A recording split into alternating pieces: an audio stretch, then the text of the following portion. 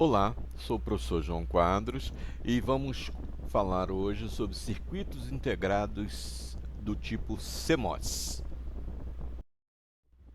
Aí, nessa disciplina de circuitos integrados, a gente já viu que existem as famílias TTL e SL e as famílias PMOS, NMOS e CMOS. As primeiras, a TTL e SL, se utilizam de transistores bipolares, que funcionam mais baseados em correntes.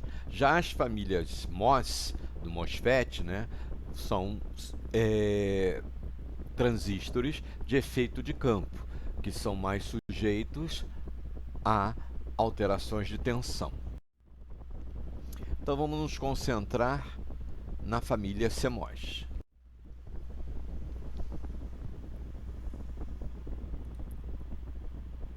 O componente principal da família CMOS é o transistor de efeito de campo, que tem mais ou menos essa representação.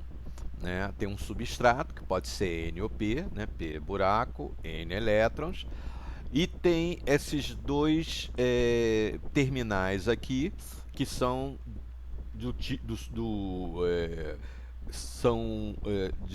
um semicondutor dopado diferente do substrato. Quer dizer, se o substrato é N, aqui é P.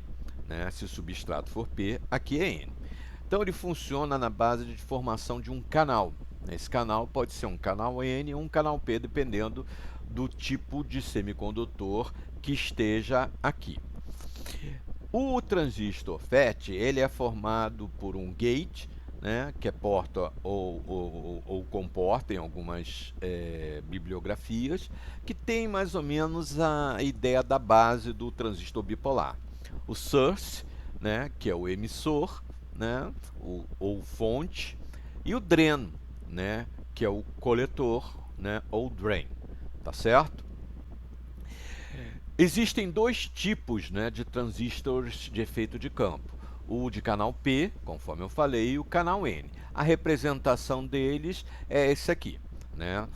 O transistor de efeito de campo, ele depende da tensão que é colocada no gate, tá certo?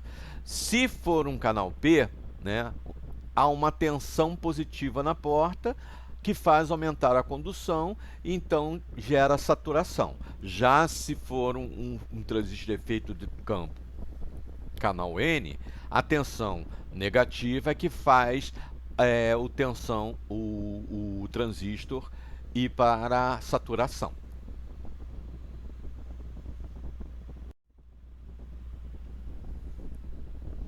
CMOS é o que está escrito aqui, Complementary Metal Oxide Semiconductor. É uma sigla que corresponde a um tipo de tecnologia que usa tanto transistores de canal P, né, transistores MOSFET de canal P, quanto transistores MOSFET de canal N, tá certo? Ele tem algumas vantagens e desvantagens. A primeira grande vantagem é que ele é de mais baixo consumo energético do que o transistor TTL. Né? Ele suporta tensões bem maiores que os circuitos integrados TTL. Em geral, os TTLs vão até 5 volts. Alguns circuitos CMOS podem ir até 18 volts de tensão de entrada.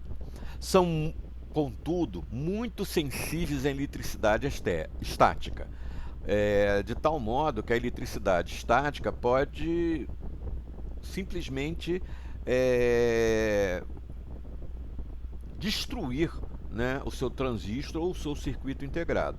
Né? Os transistores de canal N, eles são mais rápidos do que o canal P. Né? Isso porque os portadores negativos, os elétrons, são mais rápidos que as lacunas. Para que ele funcione, né, para que haja uma excitação do sinal de entrada, basta uma potência muito baixa, isso devido ao baixo consumo que tem a ver.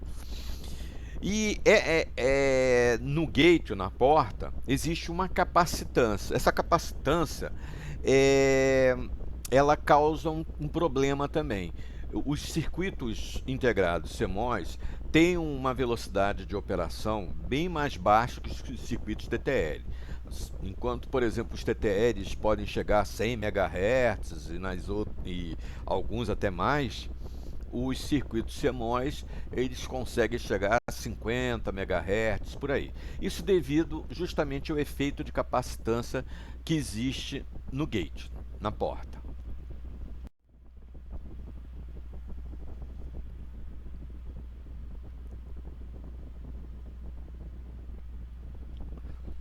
Como os transistores de efeito de campo, né, lidam muito mais com tensão, eles são aplicados, né, como amplificadores de tensão. Os circuitos integrados são CMOS. Eles usam tanto transistores de canal N como P, por isso que eles são CMOS. Eles não precisam de uma tensão para haver a condução, como ocorre no caso dos TTLs, para romper, né, a barreira potencial, né? Eles, por isso, são mais lineares nas aplicações que envolvem amplificações de sinais.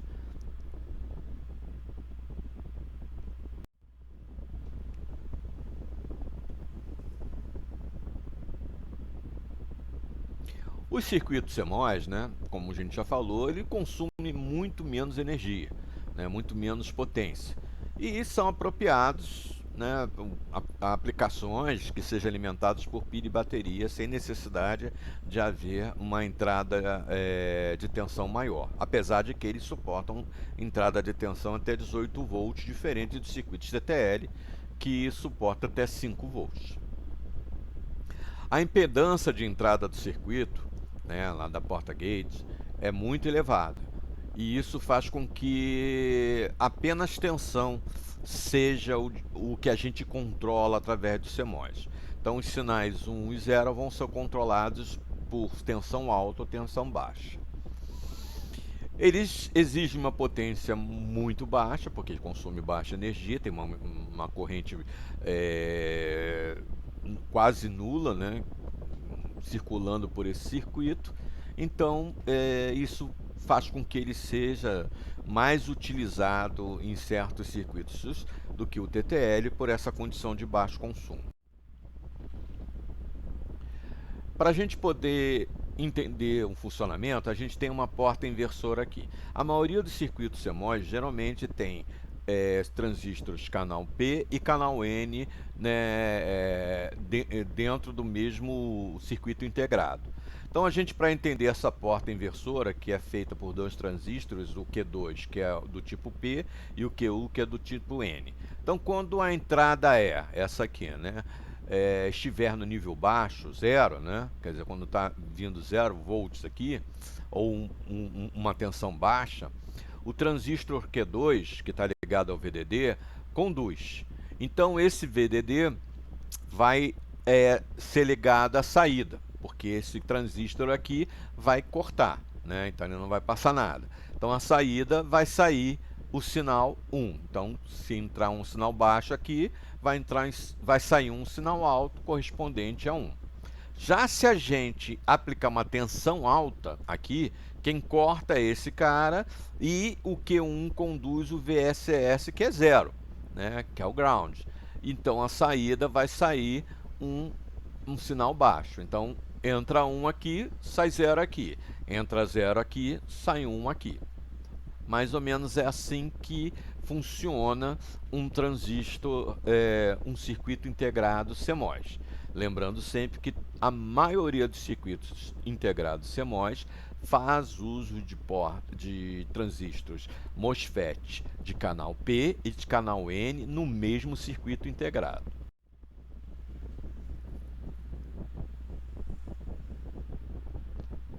Aqui a gente tem um exemplo do circuito integrado CMOS da família 4000. Você percebe que ele tem duas portas NOR, né? Duas portas NOR, né? Ou negativo, e uma porta inversora, né? Então aqui tem uma inversão, e aqui ele utiliza 3 entradas, né, para esse circuito NOR aqui tem essa saída. Percebam o seguinte, ele tem 14 pinos, mas 2 deles não são usados, o 1 e o 2, nesse tipo de circuito integrado 4000. Isso aqui é porque a maioria dos circuitos CMOS procura uma compatibilidade com os circuitos TTL, né? Então, 14, 16 pinos são os mais comuns, né? Principalmente os que usam portas, né, de circuitos lógicos. E nesse caso, né, alguns pinos não vão ter utilidade, né? A gente tem a alimentação, que pode ir de 3 a 18 volts, nesse caso aqui desse circuito integrado 4000, e o Terra, que é o VSS, tá ok? Mas percebam que esse carinha, ele não é só uma porta nó, ele também lida com uma porta inversora.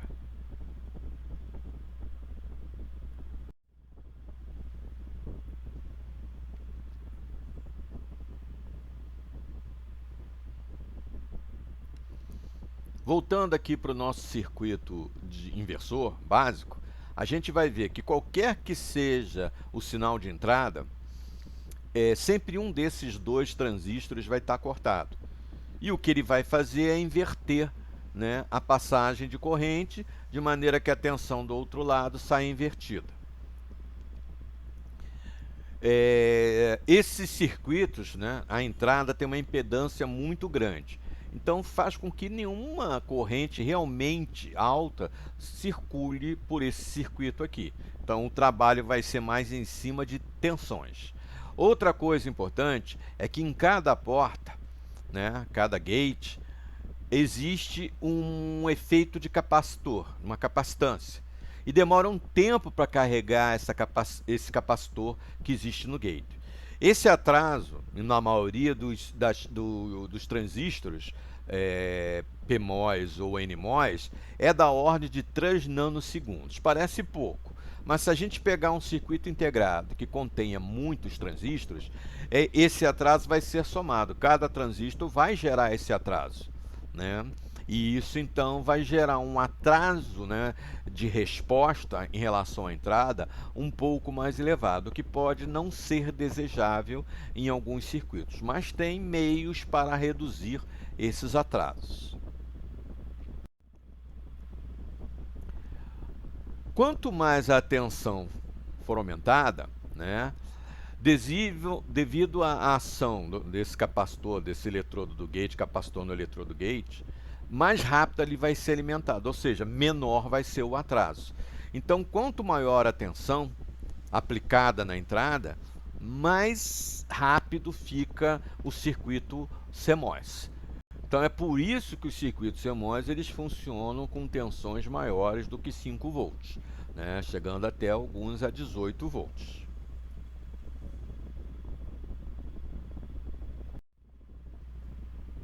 Esse é outro circuito composto de portas inversoras, é o 4049, né? Ele tem também pinos que não têm utilidade, como esse aqui, o 13 e o 16. Novamente, ele é para ser compatível, tem 16 pinos, 2 não são úteis, 14 são úteis, tá? Esses dois que não são úteis não fazem nenhum efeito, eles apenas existem para que uma placa de circuito impresso que tenha TTL possa suportar os circuitos CMOS, tá certo?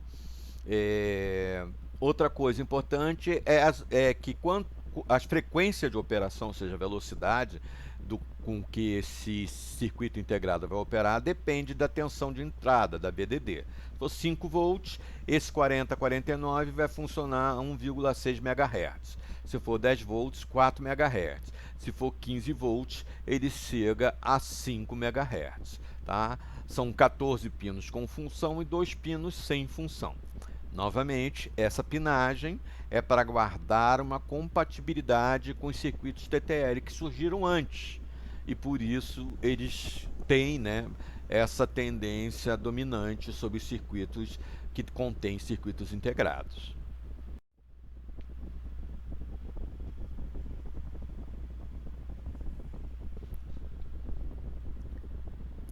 Grande parte da família de circuitos integrados CMOS copia a pinagem dos circuitos TTL. Então, tem uma família 74XC. Tudo que tiver C né, depois de um número aqui, depois de uma letra, significa que ele é CMOS. Então a gente tem a família High Speed 74HC00, que é compatível com o TTL Standard e tem uma velocidade muito similar, né, graças àquela ideia de tensão de entrada, mas consome menos que circuitos TTL. Os circuitos TTL consomem mais energia do que os circuitos CMOS. Então, por exemplo, se você for usar um circuito TTL com uma bateria de 9 volts, ele vai consumir mais rápido que um circuito integrado da família CMOS. Contudo, a gente também tem que avaliar a ideia de velocidade, tá certo?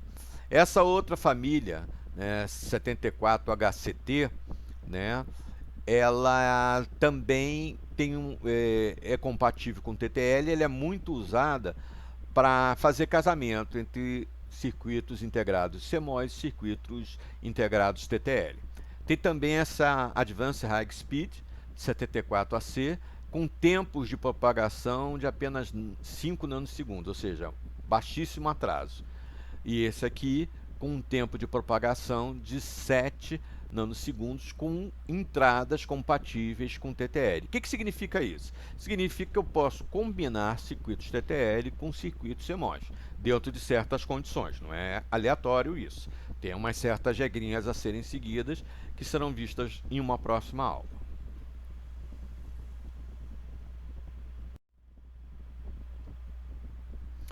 Esse é um quadro maior das famílias de circuito integrado CMOS, onde a gente analisa as faixas de tensão com que ele opera, as correntes, a corrente quiescente, né, por porta, aquela corrente de fuga, né, tempo de propagação por porta também, para a gente poder analisar o atraso, frequência máxima de operação e o fan-out para as entradas TTL, principalmente com circuitos que permitem compatibilidade ou integração com circuitos TTL. Vocês percebam aqui que a família 4000 tem tempos de atraso muito altos, né? 125 nanosegundos, 50 nanosegundos, 40 nanosegundos. Nanosegundos, você vai dizer, é muito baixo. Sim, mas se você for juntar vários circuitos CMOS, esse tempo começa a chegar na casa dos milissegundos, do 1 segundo, né? E assim por diante. A corrente, né, que tem dentro dele é muito baixa, mas as faixas de tensões são mais altas do que a maioria dos circuitos TTL. Esses dois circuitos integrados, essas duas famílias, elas funcionam na base do 15 volts. Já os outros, para manter uma compatibilidade com os circuitos TTL, já que eles são compatíveis, eles vão um pouquinho além dos 5 volts só, 6 volts, 5,5, etc. Mas notem que a velocidade e o tempo de propagação é bem menor do que os circuitos 4000, tá certo? E eles funcionam com frequências de operação compatíveis com os circuitos TTL. Os circuitos TTL funcionam com frequência muito mais rápida. Vocês percebam que os circuitos puramente MOS, compatíveis apenas com MOS, eles funcionam 2, 5, 9 MHz. Já os circuitos CMOS, que são compatíveis com um TTL, permitem entradas e integração com TTL, funciona 40, 100, né, e 20 MHz.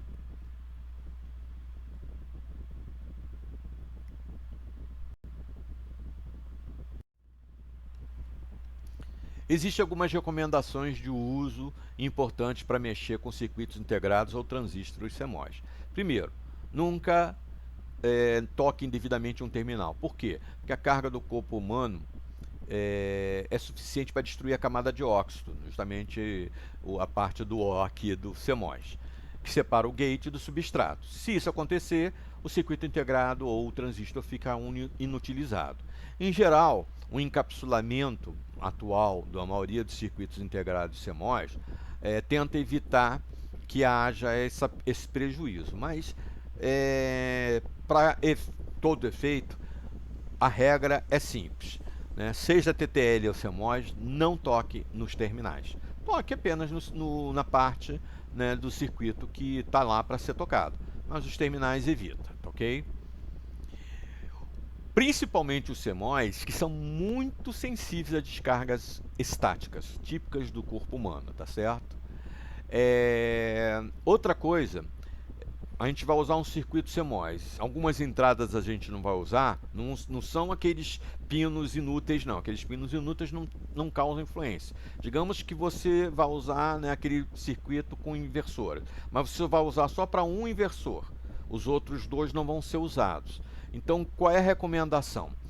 Ou deixar essas entradas não usadas ligadas ao VDD ou VSS. Em geral, o melhor é deixar desligado, né? Deixar no VSS, no 0 volt, causa menos efeito. Tá?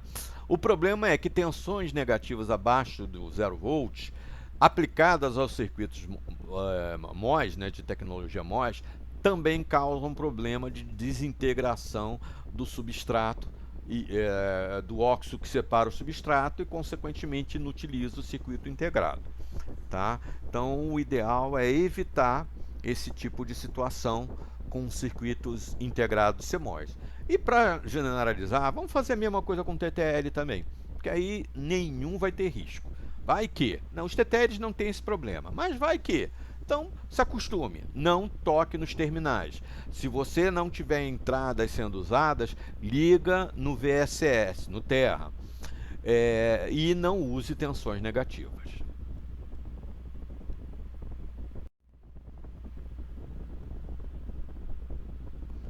Em termos de especificação geral, os circuitos integrados CMOS funcionam de 3 a 15. Né? Os mais antigos, que têm sufixo A, podem ir até 12 volts e algumas séries específicas permitem até 18 volts. Mas a gente operando junto com o circuito CTL vai estar entre 3 e 5, 6 volts no máximo. A tensão de saída para o nível 0, né, é próxima de 0 volts, a 0,01 volts, né, para todos os tipos CMOS comuns com alimentação na faixa de 5 a 10 volts. O nível lógico 1, né, a tensão de saída é praticamente a tensão VDD, com uma variação mais ou menos 0,1 volt. Então, quando você bota 0, né, a tensão de saída no transistor, né, costuma se aproximar de 0. Né? E se você bota um sinal maior, né, de 5 a 3 a 5 volts, que é o comum, você vai estar no nível lógico 1 e a tensão de saída costuma ser praticamente a de VDD com uma pequena diferença. Ok?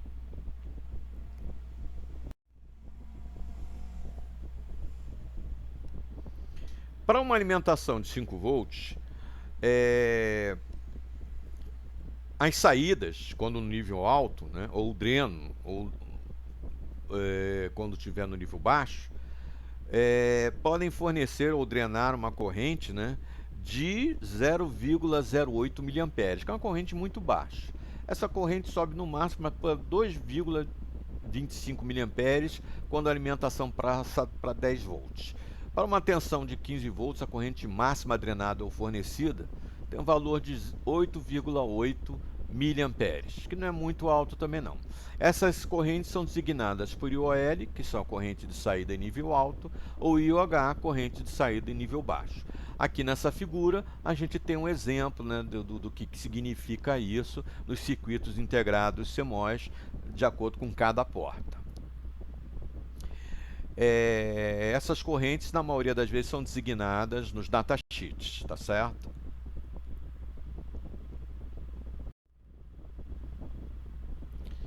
Na entrada pode ocorrer uma pequena corrente de fuga.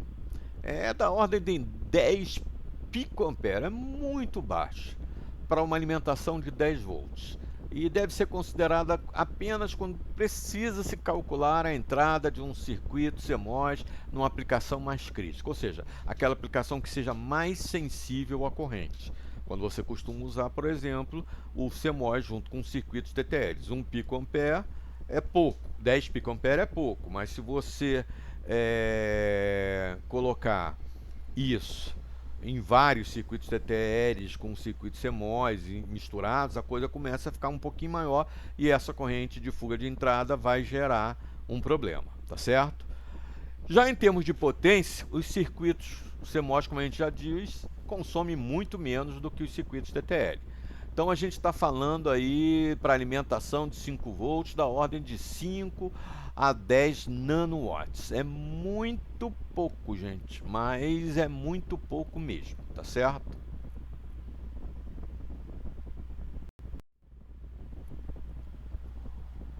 Os circuitos comuns CMOS, principalmente os da família 4000, são muito mais lentos que o TTL. Mas os circuitos 74 HC já são um pouquinho mais rápidos, já tem uma compatibilidade maior com os circuitos TTL, que podem chegar até 100 MHz, alguns até mais do que essa. Tá ok?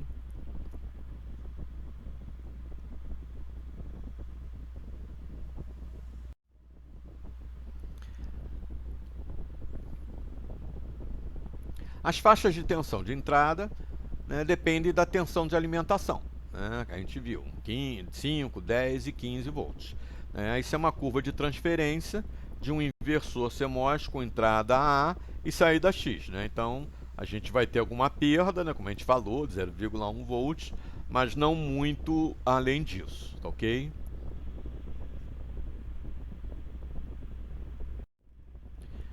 E com isso a gente termina essa primeira parte dos circuitos integrados CMOS. A gente já teve a parte dos circuitos integrados TTL e agora a gente vai ver a integração dos dois posteriormente. Ok? Muito obrigado.